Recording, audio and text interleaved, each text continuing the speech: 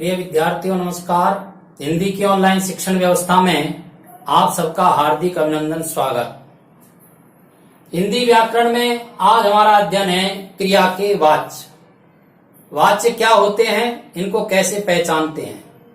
कई बार पढ़ने के बाद भी विद्यार्थी भ्रमित रहता है, उसको वाच्य पहचानना नहीं आता है। परिभाषा भले ही से रट लेता होगा, लेकिन वाच्य के संबंध में वह हमेशा अनिर्णित स्थिति में ही रहता है। लेकिन आज के इस वीडियो को सुनने के बाद उसका यह भ्रम दूर हो जाएगा और वाच्य उसे समझ में आ जाएंगे। वीडियो को समझने के लिए और पूरा देखने के लिए इसे सब्सक्राइब करें, कम से कम 2 बार इसे सुनें और अंत में स्क्रीनशॉट लेकर के अपनी कॉपी में आप उतारें। तो आइए समझते हैं वाच्यों को कैसे पहचानते हैं, इसकी परिभाषा क्या है। हमने पढ़ा है वाक्य के 2 अंग होते हैं।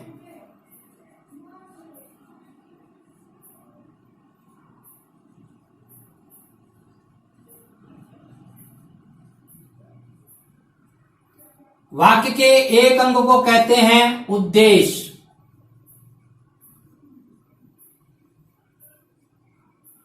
और दूसरे अंग को कहते हैं विधेय। उद्देश्य क्या होता है? कर्ता। विधेय क्या होता है? कर्ता को छोड़कर के शेष वाक्य।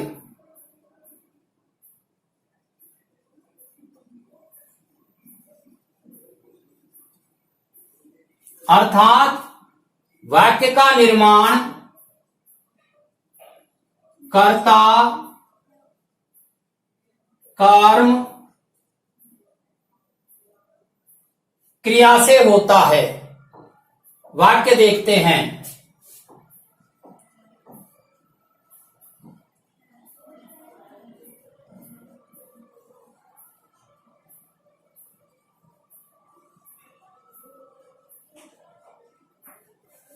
राम रामायण पढ़ता है।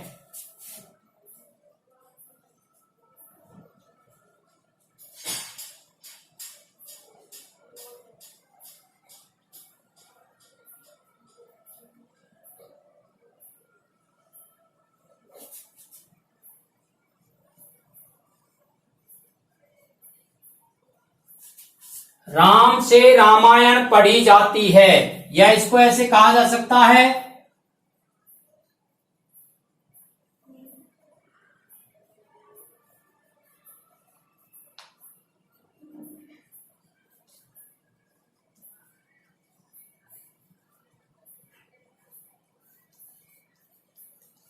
रामायण राम से पढ़ी जाती है या राम के द्वारा पढ़ी जाती है।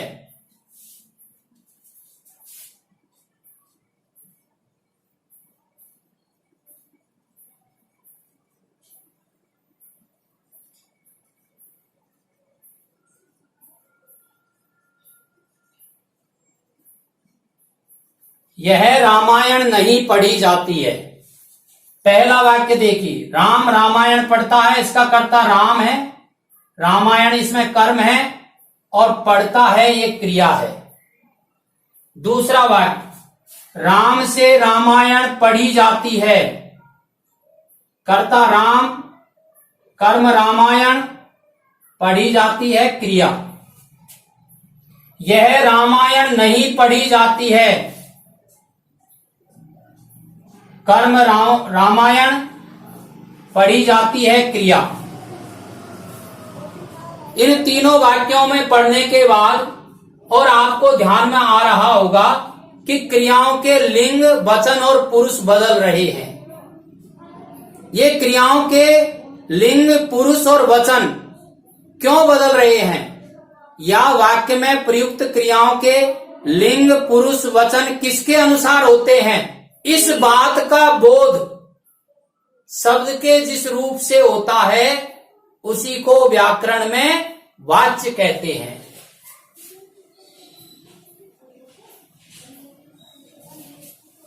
कर्ता के लिंग, पुरुष, वचन, इनमें किनकी प्रधानता रहती है, इस प्रधानता का बोध कराने वाले जो शब्द है या क्रिया का जो रूप है वही वाच्य कहलाता है।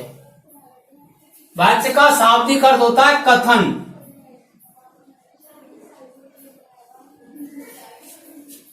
अंग्रेजी में भी वाच्य होते हैं। अंग्रेजी में इनको वॉइस के नाम से जानते हैं। वॉइस अंग्रेजी में दो होते हैं।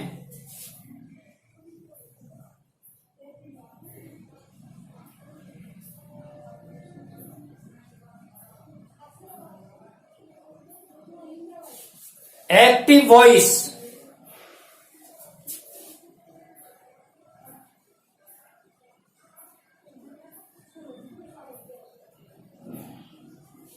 Passive voice. वॉइस यानी भी कथन ही होता है, वाच्य होता है। एक्टिव वॉइस इसको कर्तावाचक या कर्तृवाच्य कहते हैं। पैसिव वॉइस ये कर्मवाच्य होते हैं।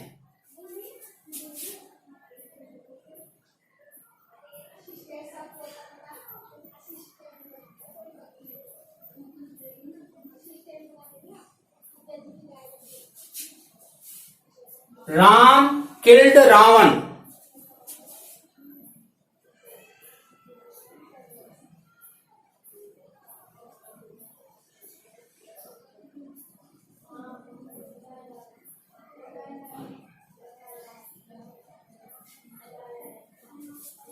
Ravan was killed by Ram. पहले वाक्य में राम की प्रधानता है, कर्ता की प्रधानता है, जबकि दूसरे वाक्य में कर्म की प्रधानता है। वाक्य में किसकी प्रधानता है, इस बात का बोध जिनसे होता है वॉइस कहलाते हैं।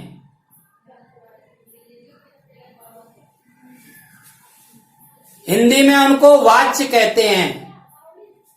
जिस प्रकार अंग्रेजी में दो वॉइस होते हैं, ऐसे ही हिंदी में वाच्य के भी भेद होते हैं, 3।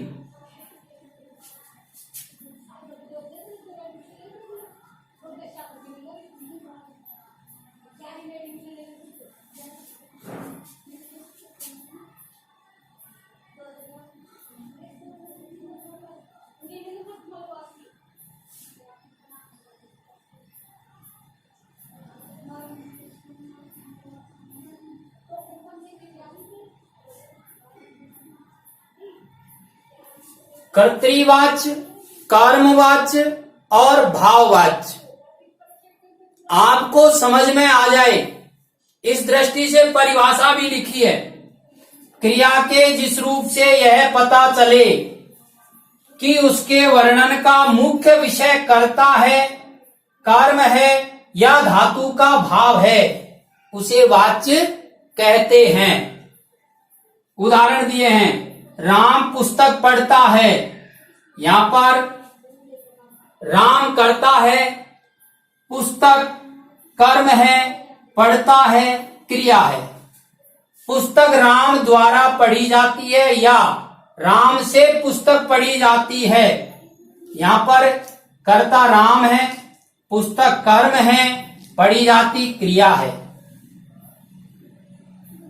यह पुस्तक पढ़ी नहीं जाती या राम से पढ़ा नहीं जाता। राम करता है, यहां पर पुस्तक कर्म है और क्रियाओं के लिंग पुरुष बदल रहे हैं। ये क्रियाओं के लिंग पुरुष जो बदल रहे हैं, इसके बदलने का कारण है वाक्य की या कथन में किसकी प्रधानता है। प्रधानता के आधार पर इनको 3 भागों में बांटा है, कर्तृवाच्य, कर्मवाच्य और भाववाच्य। यदि वाक्य में कर्ता की प्रधानता होती है तो कर्तृवाच्य, वाक्य में कर्म की प्रधानता होती है तो कर्मवाच्य, और वाक्य में भाव की प्रधानता होती है तो भाववाच्य।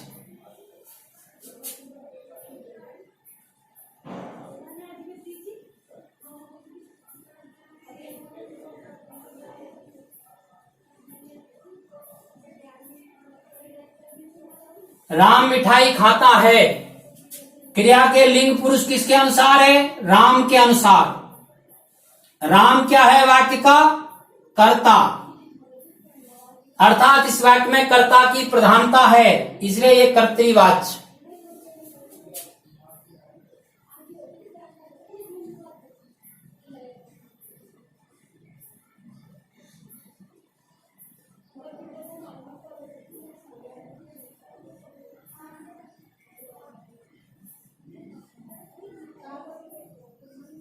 राम से मिठाई खाई जाती है। क्रिया के लिंग पुरुष वचन किसके अनुसार है? मिठाई के अनुसार। और मिठाई क्या है वाक्य का? कर्म। तो वाक्य में प्रधानता किसकी है? कर्म की, इसलिए यह कर्मवाच्य।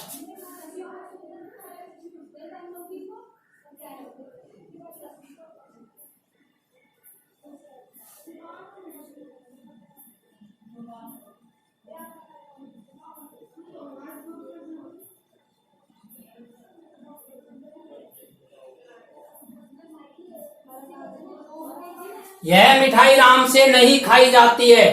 कर्ता राम है, कर्म मिठाई है, लेकिन क्रिया के लिंग पुरुष और क्रिया के अनुसार ही है। न तो इसमें कर्ता की प्रधानता है और न ही इसमें कर्म की प्रधानता है। तो प्रधानता किसकी है? भाव की, इसलिए यह भाववाच्य है। अब वाच्य के तीनों प्रकारों का विस्तृत अध्ययन हम अगले वीडियो में करेंगे। आप इसका स्क्रीनशॉट ले लीजिए और कम से कम 2 बार आप इस वीडियो को पूरा सुनिए। धन्यवाद।